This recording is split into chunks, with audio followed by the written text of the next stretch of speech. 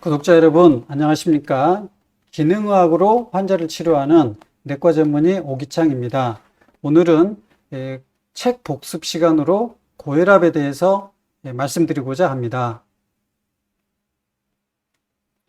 제목은 혈압약의 치명적 부작용, 이렇게만 해도 예방이 가능합니다 라는 제목으로 책을 복습해 보겠습니다. 제 책에 보면 이렇게 고혈압에 관한 내용이 있는데 이 파트를 위주로 해서 오늘 말씀을 드리겠습니다. 혈압약의 부작용은 대체로 경미합니다. 기립성 저혈압으로 일어설 때 어지럽고 앞이 캄캄하고 별똥벌이 보인다. 이것이 기립성 저혈압인데, 또는 이제 약간의 구역질이나 변비 이런 경우가 있는데, 이것은 혈압약을 시작할 때 초반에 좀 적응하는 시기에 일어날 수 있고, 혹시 필요하면 약 용량을 줄이거나 해서 얼마든지 극복할 수 있는 가벼운 부작용이 되겠습니다. 혹시 이제 붓거나 또는 피부에 발진이 생기거나 간 수치가 상승하거나 이럴 때는 선생님과 교체를 한번 상의할 필요가 있겠습니다. 아무튼 혈압약의 부작용은 가볍다, 그렇게 염려할 건 없다, 이걸 말씀드리고, 다음에는 이 치명적인 부작용 사례를 제가 두 가지만 말씀드리고자 합니다. 이 71세 남성 A씨가 혈압약을 복용 중이었는데 최근에 전립선 비대증 약을 처방받으셨어요. 이 전립선 비대증 약이 혈압을 조금 떨칩니다. 그런데 식당에서 저녁에 식사를 하시면서 소주를 좀 드셨어요. 그리고 이제 화장실에서 소변을 보러 가셨는데 그 화장실에서 실신을 하셔가지고 머리를 부딪히셔가지고 뇌출혈로 입원을 하는 그런 불행한 상황이 오게 됐습니다. 여기 보면 혈압약, 전립선 비대증 약, 그리고 알코올, 그리고 소변을 보는 행위, 이게 다 혈압을 떨치는 일조를 하게 됩니다. 이것이 함께 맞물려 가지고 혈압이 많이 떨어지니까 잠시 이제 실신을 하다가 머리를 부딪힌 그런 불행한 일이 일어났습니다. 이런 경우에는 어떻게 하면 이걸 예방할 수 있을까요? 일어나기 전에 몸을 조금만 움직여주면 됩니다. 스트레칭을. 예를 들어서 이렇게 기지개를 편다거나 팔을 좀 움직여준다거나 고개를 이렇게 몇 번 돌려주면 이런 가벼운 이런 그 신체 활동만으로도 이 혈압이 떨어지는 것을 예방할 수가 있습니다. 그래서 이런 불행한 일을 예방할 수 있으니까 이런 또는 이렇게 그 약간 마른 체형의 고혈압 환자들이 누웠다 일어나거나 앉았다 일어날 때 기립성 저혈압을 자꾸 생기는 경우가 있습니다. 이런 경우에는 천천히 일어나시고 일어나기 전에 스트레칭을 조금만 한 5초 정도만 하시고 일어나시면 그러한 일은 잘 발생하지 않으니까 이 딱 5초만 신체 활동을 조금만 하고 일어나시면 될 것 같습니다. 58세 남성 B씨가 혈압약을 드셨다 안 드셨다 했어요. 그래서 뭐 약을 한 달분 타가시고 두세 달 있다 오시고 이게 반복되는데 혈압을 재보면 이렇게 높습니다.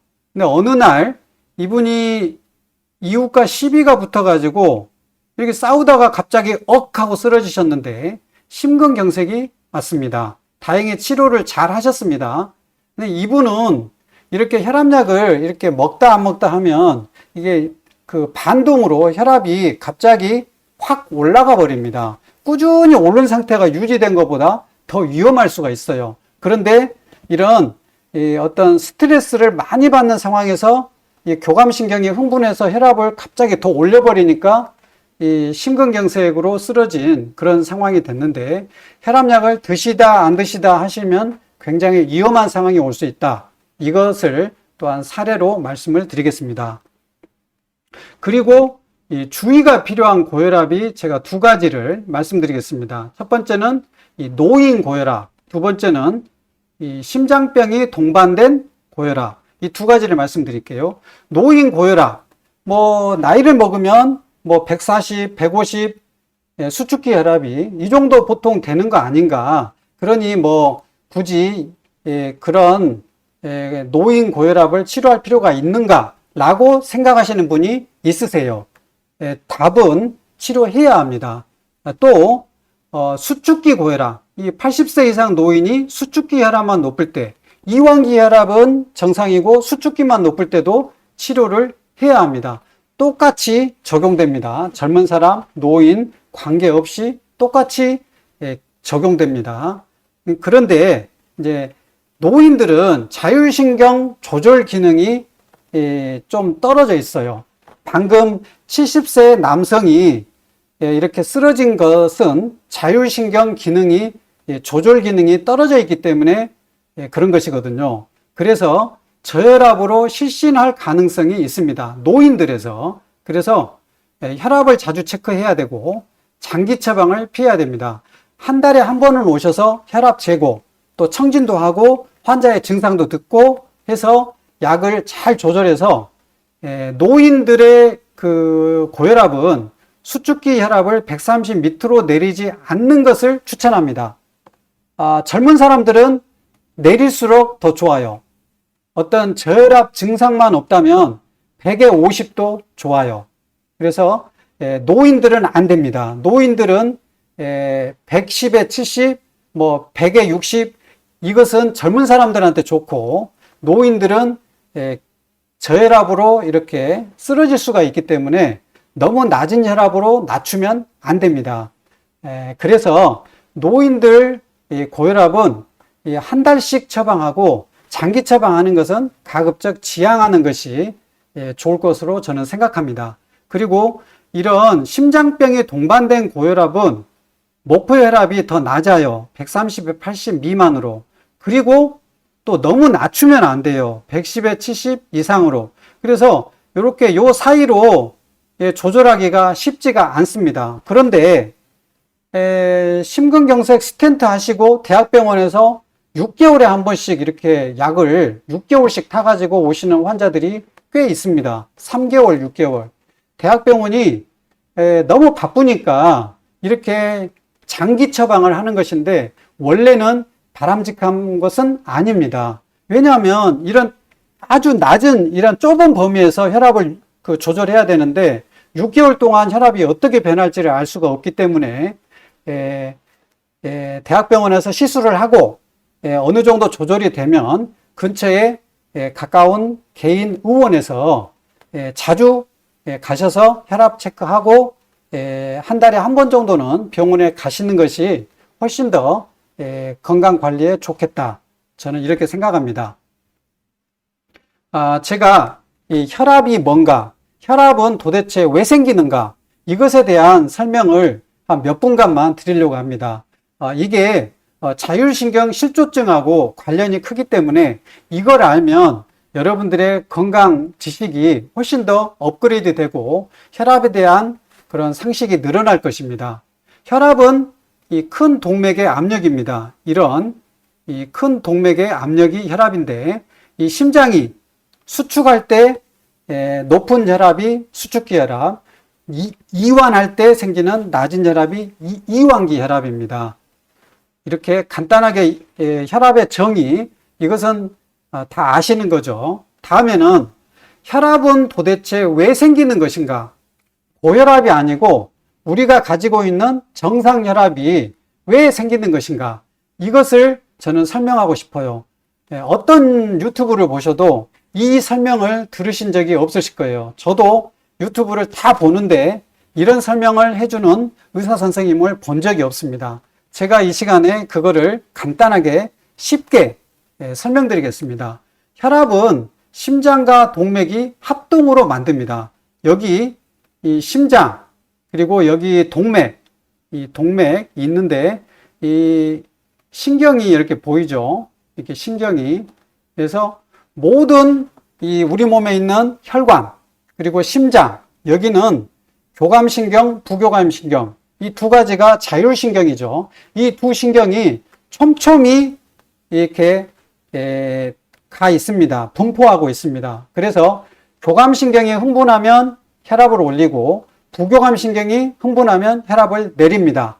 여기 보시면 이 가로축이 시간 1초입니다. 1초. 여기까지가 1초 동안에 이 교감신경이 전기신호를 3번 이렇게 보냈습니다. 전기신호를. 이것은 아주 편안한 상태, 혈압이 가장 낮은 상태, 예를 들어서 우리가 잠잘 때 가장 혈압이 낮거든요. 그때 교감신경이 1초에 3번 신호를 보내서 여기 이 동맥의 이 근육 있죠. 이 근육을 수축시킵니다. 완전히 수축시켜서 오그라뜨리는 게 아니고 적당히 수축시켜서 장력을 유지시켜 주는 겁니다. 그래서 1초에 3번 정도 전기 신호를 보내면 혈압이 가장 낮은 상태이고, 만약에 100m 달리기를 한다. 100m 달리기를 할 때는 교감신경의 전기 신호가 1초에 여기서는 8번 신호를 보냅니다. 그래서 교감신경 신호를 많이 보내면 근육이 더 많이 수축해서 혈압이 올라가게 되는 것입니다. 만약에 교감신경의 전기 신호가 안 보낸다. 그러면 동맥이 확 늘어나 가지고 혈압이 쭉 떨어져서 실신을 하게 될 것입니다. 우리가 생존이 불가능하게 되는 것이죠. 쇼크에 빠지는 것이죠. 그래서 심장이 평생 동안 뛰는 것처럼, 심장이 안 뛰면 즉시 사망하는 거죠. 우리 동맥도 계속 교감신경의 신호를 평생 동안 받고 평생 동안 동맥이 계속 수축 상태를 유지하고 있습니다. 그 수축하는 상황이 많이 수축하냐, 적게 수축하냐, 이것을 교감신경, 부교감신경이 적당히 조절해가지고 우리 몸을 최적의 조건을 만들어주는 것입니다. 이것이 혈압의 원리입니다. 그런데 교감과 부교감의 조화가 깨지면 그것이 자율신경 실조증, 조화가 잃어버렸다, 실조증, 이렇게 말씀하죠.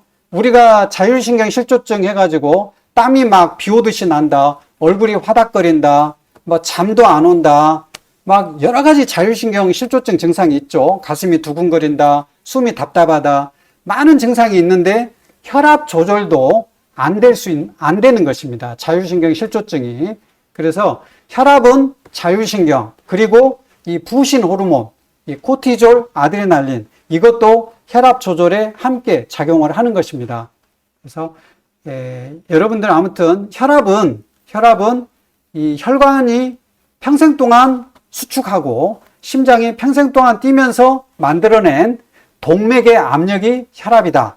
이때 자율신경이 작동하는 것이고, 자율신경이 잘 작동하지 않는 것이 자율신경 실조증이고, 그러면 아까 70세 할아버지가 이렇게 쓰러져 가지고 실신을 하게 되는 그런 사태가 일어날 수 있는 것입니다. 건강서적을 제가 인터넷에서 찾아봤더니 이런 많은 이런 건강서적 순위가 있었어요. 그래서 제가 이분들 유튜브도 많이 봤고, 이분들의 대부분 교수님들이시고, 보시면 현대의학을 하시는 분이고 기능의학을 하신 분들은 없으셨어요. 여기 저자분은 이제 크리스찬이신데 의사는 아니시고요. 이분들을 다 제가 알고 있습니다. 기능의학을 하시는 분은 한 분도 없으세요. 저는 기능의학으로 환자를 진료하고 그런 내용을 제 책에 담았습니다. 제가 이분들의 책과 제 책은 어떤 차이가 있는지, 어떤 본질적인 차이에 대해서 제가 생각해 보았어요. 이분들 책은 굉장히 지식이 많이 얻을 수 있습니다. 그런데 원인이나 어떤 병의 경과, 이런 것에는 조금 소홀한 부분을 발견했어요. 예를 들자면 먹는 것에 대해서 관대합니다. 저보다는 훨씬 관대합니다. 밀가루 음식, 튀긴 음식, 술, 어느 정도 관대합니다. 그리고 이런 교수님들 이렇게 말씀하시는 거 보면 본인도 혈압약, 고지혈증약, 이런 약 드시고, 통풍약도 드시고, 그리고 과일도 잘 드시고, 저는 그렇지 않습니다. 저는 술, 담배 안 하고, 그리고 과일도 단 것은 거의 먹지 않습니다. 운동도 아주 철저히 합니다. 왜냐하면 이것이 건강에 가장 좋은 방법이고, 그렇기 때문에 그렇습니다. 그래서 이런 현대의학을 하시는 의사 선생님들은 어떤 병의 과정이나 병의 원인이나 이런 부분에 대해서는 많이 관대한 것을 발견했습니다. 하지만 술, 담배 안 하는 거 굉장히 중요한데 잘 못 끊잖아요. 그래서 이 책을 이런 그 이 건강서적들을 읽는 그 이유는 뭡니까? 우리가 건강 지식을 계속 이렇게 그 무장시켜서 우리가 어떤 그 나태해지고 또 이랬던 나쁜 음식을 먹는 그런 것을 하지 못하도록 우리들의 마음을 무장시키는 거, 계속 이렇게 반성하고 또 새롭게 이렇게 건강을 유지하려고 노력하는 거, 이러기 위해서 이 책들을 보는 것이거든요.